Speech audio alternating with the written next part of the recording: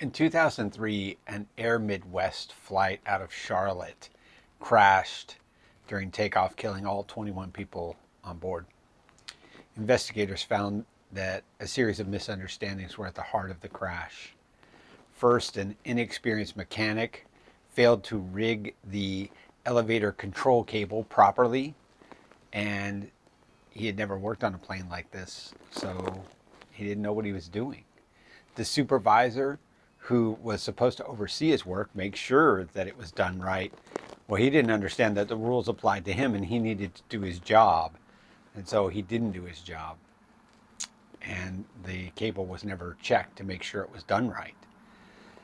Third thing was that the people loading the plane, they didn't understand weight distribution properly. They put too much weight in the back and they ended up overloading the plane. They were using a system of averages, but it didn't pan out to be the right weight for that particular plane. Well, the result was this perfect storm in which this crash took place and so many people died. A failure to understand is a big deal. It's not a small thing.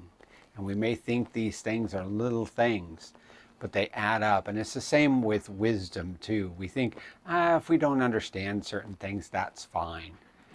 Well, in season 1 of Wisdom Wednesday, we talked about paying attention. But the highest form of paying attention is understanding.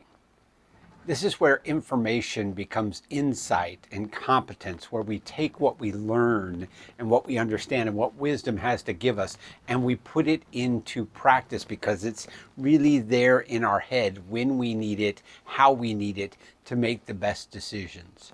Proverbs chapter 2, 10 through 12 says, "Wisdom enters the mind and gives discretion to watch over us, and it rescues us from temptation and from evil."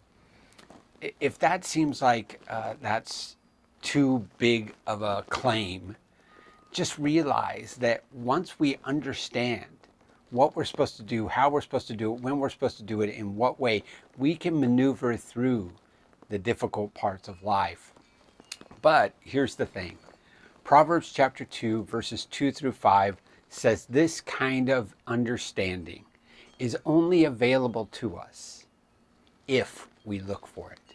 If you listen close, that's what Proverbs 2 says.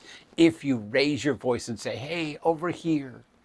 If you seek it like treasure, then you'll have that kind of understanding, that competence that you need when you need it. You'll have that full arsenal in your mind to do what you need to do in the right way at the right time. Just imagine if you did that.